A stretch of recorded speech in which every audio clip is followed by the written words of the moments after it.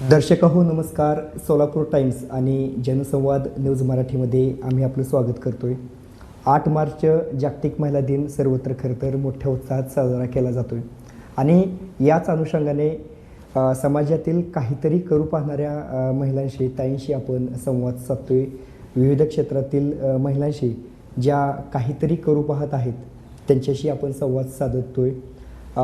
या स्पेशल मुलाखतीच्या सत्रामध्ये आज आपल्यासोबत संवाद साधण्यासाठी आशा अण्णासाहेब पाटील आपल्यासोबत आहेत, जे की मंगळवेढा तालुक्याचे महिला तालुकाध्यक्ष म्हणून पण जबाबदारी पार पडतात. त्यांच्याशी आपण संवाद साधूयात. ताई, स्वागत आहे तुमचं. सर्वप्रथम महिला दिनाच्या खूप साऱ्या शुभेच्छा. आपलं बालपण कुठे गेलं, कितवीपर्यंत शिक्षण झालं ते जाणून घ्यायला आम्हाला आवडेल. काय सांगाल त्याबद्दल? प्रथमतः मी सर्व महिलांना जागतिक दिनाच्या शुभेच्छा देते. माझं बालपण मोहोळ शहरातले आहे मी. माझं शिक्षण 12वीपर्यंत झालं. कन्या प्रशाला येथे माझं शिक्षण झालं. त्यानंतर तुम्हाला मंगळवेढा भेटलं. त्यानंतर माझं 25/2/2011 माझं लग्न झालं. त्यानंतर मी इकडं स्थायिक झाले.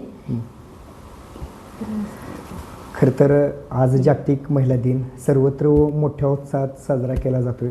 खरं तर मंगळवेढा असू दे किंवा आजूबाजूची ग्रामीण भागच येतोय आणि असं असताना आपण बघतोय की समाजातील ग्रामीण भागातील स्त्रिया मोठ्या प्रमाणात बाहेर पडताना दिसत नाहीत.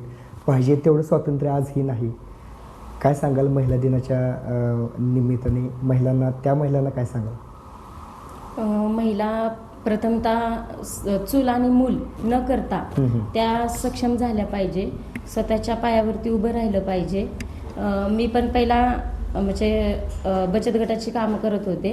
बचत गटाची कामं करत असताना जे आम्ही बचत गटातून आम्ही लोन महिलांना देत होतो, उद्योगधंदे असतील, त्यांचे काय आर्थिक मूलभूत गरजा असतील, ते पूर्ण करण्यासाठी आम्ही जो उपक्रम राबवला बचत गटाच्या माध्यमातून, अनेकांना व्यवसाय पण आपण स्वनिधीमधून व्यवसाय पण तो निधी आपण प्राप्त करून देतो किंवा बँकेचे लोन त्यांना आपण प्राप्त करून देतो.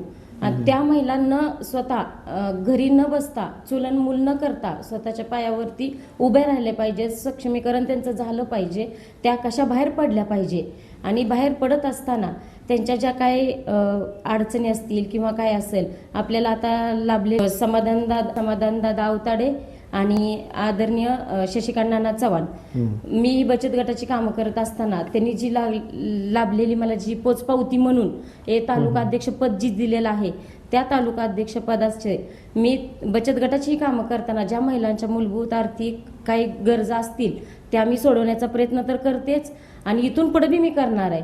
आणि मला महिलांसाठी खूप काही करायचं आहे.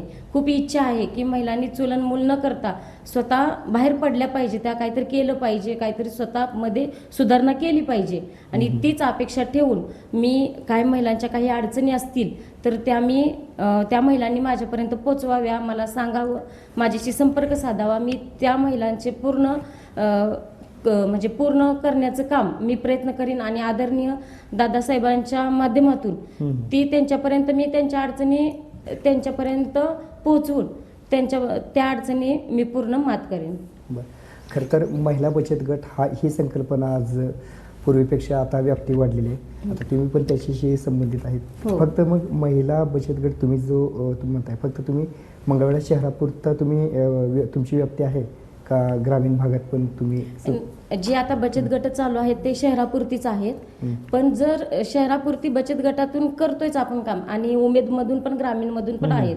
पण उमेदची पण बचत गटात भरपूर व्यवसाय वगैरे महिलांनी चालू केलेला आहे आणि शहरी आणि ग्रामीण यांचं संगोपन एक करूनच आपण तालुका अध्यक्ष म्हणून आता जो मला दुसऱ्यांदा जी नियुक्ती दिलेली आहे ती मी शहरापुरतीच न करून पूर्ण तालुक्याचा कसा विकास होईल यासाठी माझा प्रयत्न असणार आहे. खरं तर ताई, आम्ही समाजात इतर ठिकाणी पण बघतो की जे तालुकाध्यक्ष असतात बऱ्यापैकी अशा ग्राउंड लेवलला काम करणाऱ्या कमीच असतात. त्यांचं कार्य वेगवेगळ्या माध्यमातून असते. परंतु तुम्ही तालुकाध्यक्ष असताना देखील महिलांशी कनेक्टिव्हिटी आणि तुमचं काम आहे. असं असताना राजकीय क्षेत्राची सुरुवात नेमकी कधी झाली? कारण तालुकाध्यक्षपद भाजपाचं तालुकाध्यक्षपद आहे, सर्वात मोठा पक्ष भाजपचा आहे. हो. कधी सुरुवात झाली तुमची? मी 2021 पासून बचत गटाची कामं करत होते.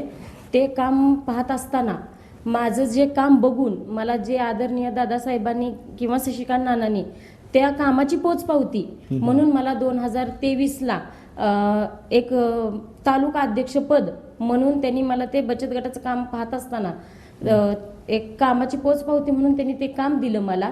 आणि ते काम चालू असताना परत ज्यावेळेस आपले शशिकांत नाना परत जिल्हाध्यक्ष पदाची निवड झाली, त्यानंतर पण मला दुसरं पद त्यांनी ते तालुका अध्यक्षपद म्हणून मला दिलं.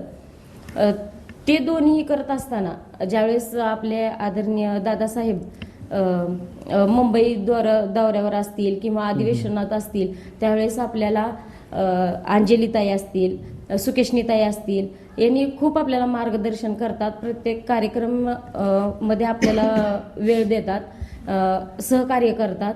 आणि त्याचप्रमाणे आपल्या आवताडे परिवाराचे मार्गदर्शिका आपल्या आदरणीय पार्वती महादेव आवताडे आमच्या सासूबाई, ह्या पण म्हणजे त्यांचं पण मार्गदर्शन खूप मोलाचं आहे. प्रत्येक ठिकाणी त्या सांगतात की हे असं नाही, ते असं करा, ते तसं नाही, असं करा. प्रत्येक वेळेस त्यांचं मार्गदर्शन खूप मोलाचं लाभतं. आणि हे सगळं हे कामकाज पाहत असताना पूर्ण सगळ्यांचा पाठिंबा मला भेटतो. आणि हे करत असताना जे महिलांचे पण काही असतील, आर्थिक असू दे, सामाजिक असू दे, किंवा ते पोलीस स्टेशनपर्यंत ज्या तक्रारी असतील त्या मी सोडवण्याचा प्रयत्न करेन. खरं तर जागतिक महिला दिन सर्वत्र साजरा केला जातो आहे. आजही देशाला स्वातंत्र्य मिळून इतकी वर्ष होऊन गेलेत. एक प्रश्न सातत्याने निर्माण होतो, तो म्हणजे आजही महिला मुली सुरक्षित नाहीत समाजात. कारण प्रत्येक वेळेस आपण बातम्यामध्ये बघतो, आज इथे ही घटना झाली, तिथे लहान मुलीवर अन्याय अत्याचार झाला, अशा बातम्या येतच राहतात. त्याबद्दल काय सांगाल? महिलांनी कोणती काळजी घेतली पाहिजे आणि प्रशासनाकडून एक महिला म्हणून काय अपेक्षा व्यक्त करा? मी प्रथमतः मुलांना सांगण्यापेक्षा मी माता पित्यांना सांगू शकते की मोबाईलमुळे जी आताची पिढी बिघडली, ती मुलांना मोबाईल न देण्याऐवजी ते तुम्हीच देऊ नका. अगोदर आपण सुधारणा करू, मग ते आपली मुलं सुधारणा करतील. आणि मग मोबाईलमुळे जे बिघडलेले आहेत ते मोबाईल नाही करता स्वतःचा अभ्यास करून स्वतःचे काय त्यांचे ते हे असतील, पुढं विकास करायचा असेल, मुलं जर आपल्याला घडवायची असतील तर आपल्याला स्वतः आपण आधी बदललं पाहिजे. आपण बदलून मग ते मुलांना आपण कसे संस्कार दिले पाहिजे आणि मुलांनी कसं त्याचं संगोपन करून आपल्या आईवडिलांचं कसं नाव केलं पाहिजे, हे आपण त्या मुलांवर चांगले संस्कार केले पाहिजे. अगदी बरोबर. कारण मोबाईलच्या अतिवापरामुळे देखील मानसिकता मुलांची असू दे किंवा तरुणांपर्यंत ती मानसिकता बदलत चालली आहे. शेवटचा प्रश्न ताई, जागतिक महिला दिनानिमित्त महिलांना काय संदेश द्याल जे की ग्रामीण भागातील महिला आजही मोठ्या प्रमाणात बाहेर पडताना दिसत नाहीत, त्या महिलांना तुम्ही काय सांगाल? प्रथमतः मी महिलांना सांगेन की चूल आणि मूल न करता आपण उद्योगधंदा व्यवसाय केला पाहिजे. आदरणीय आपल्याला मी बचत गटाच्या माध्यमातून जे काम करते त्याच्यातून मी एक सहयोगिनी म्हणून मी बचत गटाचं काम करते. आणि मी एक भाजप महिला तालुका अध्यक्ष या वतीने महिलांना सांगू शकते की आपण चूलमूल न करता थोडंसं बाहेर पडूया, काम करूया. आणि आपण म्हणण्यापेक्षा सगळीजण एकत्र मिळून काम करूया. आणि याच्यासाठी जो लागलेला आपल्याला लाडकी बहीण योजना दिलेली आहे, त्या माध्यमातून आपण आदरणीय दादासाहेबांच्या माध्यमातून आपण एक स्वरोजगार म्हणून तुम्हाला एक गारमेट किंवा महिलांसाठी काही उद्योगधंद्यासाठी जो लागणारा निधी आहे तो मी आणण्याचा प्रयत्न करेन आणि महिलांचं पूर्ण सक्षमीकरण सोडवण्याचा प्रयत्न करेन. तर आपल्यासोबत होते आशा अण्णासाहेब पाटील, जे की मंगळवेढा तालुक्यातील भारतीय जनता पार्टीचे तालुकाध्यक्ष म्हणून काम करतात. ताई, तुमचं खरंच कौतुकास्पद काम आहे. आमच्या चॅनलकडून तुमच्या राजकीय क्षेत्राला, सामाजिक क्षेत्राला, त्याचबरोबर महिला दिनानिमित्त देखील आपल्याला खूप साऱ्या शुभेच्छा. खरं तर ज्या समाजात आपण राहतो त्या समाजासाठी काहीतरी देणं लागतो या विचारानं हा पाटील परिवार आणि पर्यायाने आमच्या आशाताई कार्यरत असतात. महिला बचत गटाच्या माध्यमातून महिला सक्षमीकरणासाठी त्यांचं काम खरंच कौतुकास्पद आहे. ग्राउंड लेवलला रियालिटीमध्ये त्यांनी काम करतात. तेच खरं तर महिला सक्षमीकरणासाठी अभिप्रेत असतं. पुन्हा एकदा या स्पेशल मुलाखतीच्या सत्रामध्ये आपण इथेच थांबूयात.